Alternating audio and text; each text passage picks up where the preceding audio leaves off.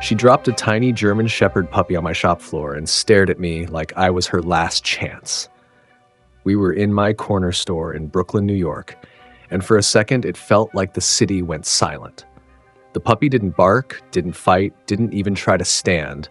He just lay there shaking, as if someone had convinced him it wasn't worth trying. I'd been feeding this dog behind the store for months, but I'd never seen her look this desperate. In her eyes, there wasn't fear of the street anymore, only fear of me saying no. He was too light in my hands when I finally bent down and picked him up. His fur was greasy and cold, his ribs sharp against my fingers. This abandoned puppy just trembled and buried his face in my palm like it was the last safe place on earth. The register beeped. Real life went on while I stood there holding a life that didn't belong to me. I told myself what grown men in Brooklyn say when they're scared to care. She's not my responsibility, I thought. Somebody else let him get this bad. So I carried him back outside to the sidewalk and set him gently down beside her Paws. She sniffed him, checked him like a mother counting pieces of her own heart, then lifted her head and pinned me with that heavy stare. I turned away first, went back inside, rang up a customer, pretended my hands weren't still shaking. And then, a few minutes later, the bell over the door chimed again, and she walked back into my store with another tiny body hanging from her mouth. The second puppy on my floor was not an accident. He slid out of her mouth and landed beside the first with a soft thump, blinking up at the fluorescent lights. This one was livelier, nose twitching as he mouthed a torn bit of cardboard, but his ribs still showed sharp under filthy fur. Their mother paced a line between the door and my counter, claws ticking on the tile, eyes flicking back to the street. This stray mama dog kept checking the sidewalk like she expected someone to drag her away for daring to walk inside. To most people, she was just another street dog in a Brooklyn store, but up close, she was shaking so much she could barely stand still. People stared. A delivery guy snorted, "You running a shelter now?" and shoved a box onto the counter. The register beeped, and under all that noise, two tiny chests rose and fell on my floor. So I did the sensible thing. I scooped both puppies up, pushed open the door, and set them on the concrete beside her. She circled them once, touched each nose, then turned her face to the glass as I pulled the door shut between us. From inside, I watched her lean her weight against the entrance, all three of them framed there like they were waiting on my answer. I told myself I could walk away from that picture, finish my shift, go home. But later that night, when I flipped the sign to closed and saw her silhouette still fixed in the alley light, I grabbed my coat and stepped back out to follow where she would take them. The yard she led me into didn't smell like a home. It smelled like someone giving up. Behind my Brooklyn store, the world shrank to a crooked chain-link fence, busted trash bags, and a metal bowl with a skin of green water on top. She slipped through a gap in the fence and the two puppies stumbled after her, paws sliding on broken concrete. In the back corner, under a leaning pallet, I saw it. A cardboard box sagging in the middle, lined with filthy rags, old newspapers, and the sour, sweet smell of milk that had dried days ago. The walls of the box were scratched to shreds, tiny claw marks everywhere, like someone had tried very hard not to disappear quietly. Beside it lay a frayed piece of nylon collar and a strip of chewed-up fabric, the kind you only buy when you think a dog is going to stay. She stepped into that sad little nest and curled her body around the two puppies, pulling them in close. For a second, she looked almost proud, like a tired rescue dog showing off the only part of her life that still made sense. "Hey," a voice called from behind me. I turned and saw a man in a stained t-shirt and pajama pants, cigarette hanging from his mouth, eyes flat like this was all just weather. "You the guy from the store?" he asked. "Yeah," I said. "Are they your dogs?" He shrugged, like we were talking about broken furniture. "Kind of," he said. "She showed up, had a bunch of litters. These two are the last ones. The others didn't make it. You want them? Take them. I'm done." The words "last ones" and "didn't make it" hit harder than the cold air. Everything else, the street noise, the hum of the city, just dropped out. She didn't move, just tightened herself around her scared puppy and his brother, eyes never leaving my face. If I walked away now, I knew exactly what they'd become. Two more little bodies nobody bothered to remember, just more that didn't make it. I never planned on becoming a rescuer. I just couldn't walk away. Before I could talk myself out of it, I bent down and gathered both puppies into my arms. Each tiny stray pup fit into one hand, lighter than a loaf of bread, all bone and tremble. Their mother rose slowly, stiff from too many nights on concrete, and walked beside me as I headed back toward the alley gate. She kept pace with me, shoulder to knee, eyes locked on the rescued puppy pressed against my chest. At the opening to the street, she stopped, like there was an invisible line she wasn't allowed to cross. I stepped through it. She didn't. I turned once. She was still there in the dark gap of the fence, head low, ears tilted forward, watching her whole world leave in my hands. Legally, sure, it was simple. The man had said, "Take them." But it felt less like picking up strays and more like carrying somebody's children out of a house that wasn't safe anymore. Inside the store, the noise dropped down to a low hum. Neon buzzed, the cooler rattled, but everything else went soft around the sound of their tiny claws scraping my shirt. I found an old produce box in the back room, lined it with clean rags and a cut-up sweatshirt, set out a bowl of water and a small dish of food. They hit the ground 2 completely different ways. The bolder one wandered right out of the box, nose to the floor, already investigating every corner like a little shop dog in training. The quieter one just curled into himself, shaking, eyes glued to the doorway, letting out these thin, broken whimpers that clearly belonged to his mother. I was still kneeling there, trying to get him to take one clumsy lick of water from my fingers, when I heard the soft squeak of sneakers on the linoleum behind me. My daughter stopped dead in the doorway, saw the box, saw the puppies, and whispered, barely breathing, "We're not sending them back, right?" Rescuing them was the easy part. Living with it was harder. The next morning, I unlocked the door, and they were already awake, 2 sets of eyes watching me from the back room.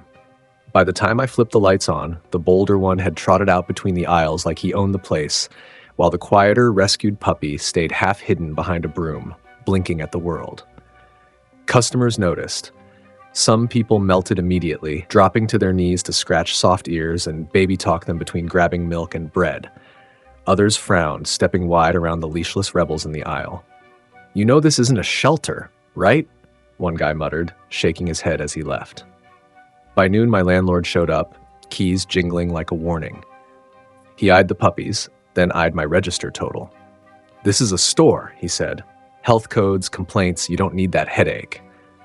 I nodded like I agreed, even while the smaller, stray puppy pressed his body against the side of my shoe, trying to disappear into it. Money started lining up in my head like items on a receipt.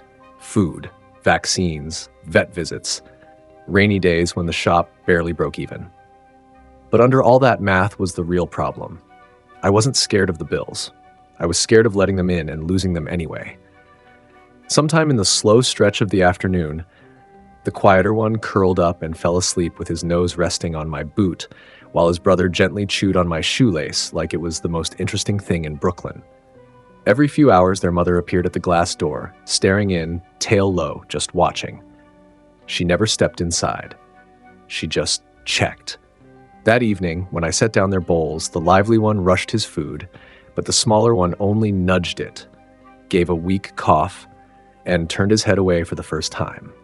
In the clinic waiting room, it was so quiet I could hear the puppy breathe and hear my own breathing right beside his. Brooklyn was all wet neon and hissing tires outside, but in here it was plastic chairs, old magazines, and the soft click of a pen at reception. I'd carried both puppies in a cardboard box against my chest, their bodies warm and too light, the sick puppy pressed into the corner like he wanted to disappear. Nobody was yelling, nobody was panicking, just the receptionist asking for a name I didn't have and an address I barely remembered to say. Then an older vet in scrubs appeared, eyes red around the edges, the kind of tired you only get from seeing too many animals too late. He lifted each little rescued puppy onto the metal table, hands steady, voice calm. Stethoscope. Thermometer. A gentle lift of the lip to check pale gums. "They're about 5 weeks old," the vet said, way too thin for their age. He talked about dehydration, possible infection, parasites, numbers on charts, all in that dry, matter-of-fact tone that somehow made it worse. While he worked, my mind kept drifting back to the shop door, to their mother waiting there alone, nose probably pressed to the glass, trying to smell where her babies had gone. I sat down on a hard plastic chair outside the exam room, fingers laced so tight they hurt, watching the closed door like it might tell me something. When it finally opened, the doctor stepped out with a sheet of test results in his hand and that same heavy look I'd seen on human doctors right before they say the words, "You never forget." He didn't say the words "too late," but they were there, hanging between us. "The smaller one is in rough shape," the vet said, eyes on the chart, not on me. "Severe dehydration, likely infection. Both of them are underweight. We can start fluids, antibiotics, keep them on observation tonight. I just need you to understand, we can't promise anything." That sentence landed harder than any number. We can't promise anything. Like the world telling two tiny lives they'd already used up all their chances. "How long do you need them here?" I asked, though I already knew I didn't have the money for the answer. "Couple of nights, at least," he said. "It gives them a real shot." So I signed where they told me, left my card, and handed over the box without the puppies in it. Walking out with empty arms felt wrong, like I'd forgotten something breathing on the counter. Back at the store, Mila and I sat at the little break table behind the register, staring at that same cardboard box now lined with clean blankets and nothing else. The fridge hummed. A bus rumbled past outside. Every normal sound felt too loud against the silence where their tiny squeaks should have been. Their mother came to the door right on schedule, nails clicking on the sidewalk. She peered in, head tilting, waiting to hear her puppies cry. There was nothing.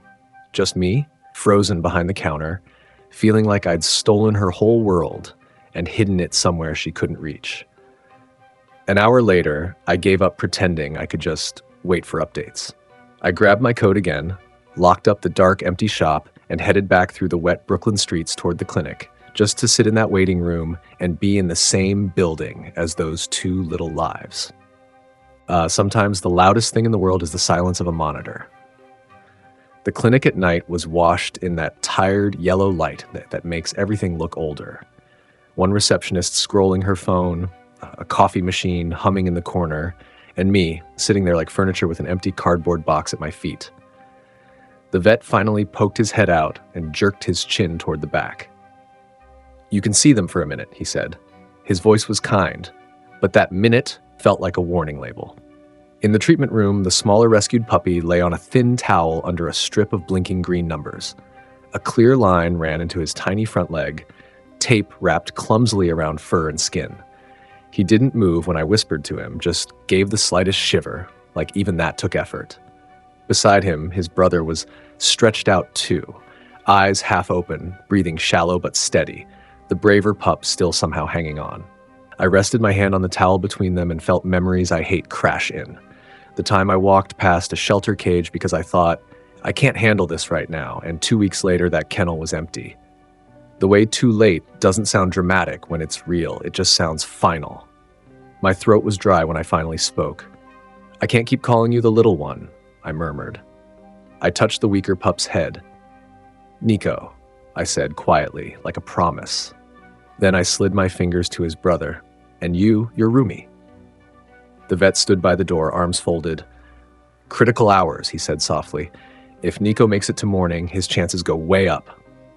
I went back to the plastic chair in the hallway and watched the clock crawl toward dawn, eyes burning, body heavy. Just as my head started to fall forward and sleep finally tugged at me, I heard it. A small, deeper breath from inside the room, like Nico had decided to pull one lungful of air all the way in. I knew he was alive, not from the vet's words, but from the way he reached for my hand. Morning light was leaking through the clinic blinds when I went back to the exam room. Nico's eyes fluttered open, slow and sticky, and when I whispered his name, his paw dragged across the towel, groping for my fingers like they were something worth coming back for. Behind me, the vet actually smiled for the first time. "Temperature's coming down," he said. "Hydration looks better. He's a tough little German Shepherd puppy." He checked Rumi next, listening to his chest, nodding to himself. Both of them are moving in the right direction. It wasn't some big movie scene. No music, no applause, just two small bodies breathing a little easier and a man in scrubs sounding almost hopeful. A few hours later, I was carrying them out in a clean blanket, one tucked in each arm, heavier now in the best possible way. The city noise hit us the second the clinic door opened. Buses, horns, somebody yelling across the street, like the world had kept on spinning without noticing. We almost lost 2 lives. When I unlocked the shop and pushed the door open, she was there. Their mother. Sitting exactly where I'd last seen her, like she'd been carved into the sidewalk. Her head snapped up, eyes wide, and then the puppies squeaked. They wriggled out of my arms before I could stop them. Tiny paws skittering on the floor as they scrambled to the entrance. She met them halfway, nose working furiously, licking their faces, their ears, their bellies, counting them with her tongue the way a human counts with hands. Then she lifted her head and looked at me, long and steady, like we both knew exactly what had just almost happened. In that quiet moment, with the shop half open and the city roaring outside, I heard myself think, as clearly as if I'd said it out loud, okay, I get it, they're mine now, all the way. Death. A month later, my little corner store didn't look like a business anymore. It looked like somebody's living room. By then, the puppies knew the rhythm of Brooklyn better than I did. Every morning when I flipped the sign to open, Rumi shot straight to the door, tail whipping like a metronome, our unofficial greeter for every customer who walked in. Nico hung back near the counter, then did these clumsy little hops to try and see over the edge, the shy rescue puppy slowly turning into someone brave enough to meet the world. People stopped coming just for milk. They came to check on our rescue puppies, to hear how they were doing, to let Nico sniff their fingers and laugh when Rumi tried to carry off a pack of paper towels. Mila, who used to hide behind her hoodie, now stood proudly by the register, showing photos on her phone of the day we first brought the skinny street dogs inside. Sales crept up a little, sure, but it was more than money. The shop felt warmer, louder in a good way, like these 2 small bodies had pushed back a kind of quiet I hadn't noticed settling in on me. At night, under the soft yellow light, they'd curl up together in an old fruit crate by the front window, breathing in sync, while the word open glowed backward on the glass above them. Their mother came by less often now, heavier, calmer, lying down at the threshold like she was just stopping in to visit family and make sure her choice still felt right. One slow evening, replaying the security footage, I watched the frame where she first stepped into my store and dropped that shaking puppy on the tiles, and it hit me that my whole future had quietly changed in that exact second. Happiness doesn't usually shout. Most days it just whispers with the sound of paws sliding over linoleum. In the afternoons, while Mila does her homework at the little table behind the counter, Nico lies beside her chair like a tiny bodyguard, chin on her sneaker, eyes half closed but always tracking her pencil. Every time she sighs and pushes her notebook away, he nudges her elbow with his nose like a gentle reminder to keep going. Out front, Rumi has made it his personal mission to help me stock shelves. He grabs snack-sized bags in his mouth and trots proudly down the aisle, dropping them somewhere completely wrong, tail wagging like he just saved the whole operation. Customers laugh, pick the bags up, put them back, and he beams like a brave little shop dog earning his paycheck. Their mother is different now, too.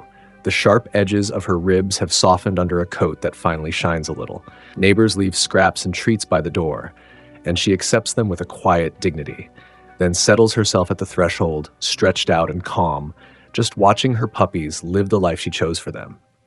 I catch myself sometimes, leaning on the counter, just listening to the small sounds. Mila's pen scratching, claws tapping, soft snoring from the crate by the window. And I know this store isn't the same place I opened years ago. I'm not the same man who tried to hand 2 shivering strays back to the street. At closing time, I flip the sign, turn off the buzzing lights one by one, and stand for a moment in the doorway. Nico and Rumi are curled tight together in their fruit box bed, breathing slow, and their mom is lying just outside the glass, eyes heavy but peaceful, like a sentry who finally trusts the night. Right before I pull the door shut, I glance down the block and notice another thin dog standing under a street lamp, alone, watching the world. And in my chest, the old heavy question stirs again, the one I can't unlearn now. What if she's out there looking for someone to trust with her whole heart too? I still think about the day she walked into my shop and put her whole heart on my floor. My name is Ruben, and I'm the guy who almost sent 2 shivering puppies back out onto the sidewalk. When people around her had given up, that mother rescue dog carried her babies into the light of a corner store and decided to trust a stranger. What happened after wasn't magic. It was 100 small, uncomfortable choices. Taking them to the vet, saying yes when it would have been easier to say no. Showing up in the middle of the night just to listen to a monitor and hope. If I had walked away that first day, Nico and Rumi would have been just 2 more who didn't make it, and nobody would even know their names. Now I watch Nico snore in his crate and Rumi patrol the aisles, and I know this little guy's journey from abandonment to rehabilitation shows how important nonprofit rescue groups really are. Nico was never just a rescued puppy to us. He was a second chance that arrived with muddy paws and a mother who refused to quit. Caring for a rescued puppy is more than love. It's responsibility. It's pet care. It's saying, I've got you, on the days when it's expensive, inconvenient, and scary. If you're still here with us, thank you for staying, for feeling this story all the way through with Brave Paws. Every time you like, comment, or share, you don't just boost a video, you help one more mother dog find a safe door to lay her heart in front of. Join our Brave Paws family. Be their voice. Be their hope.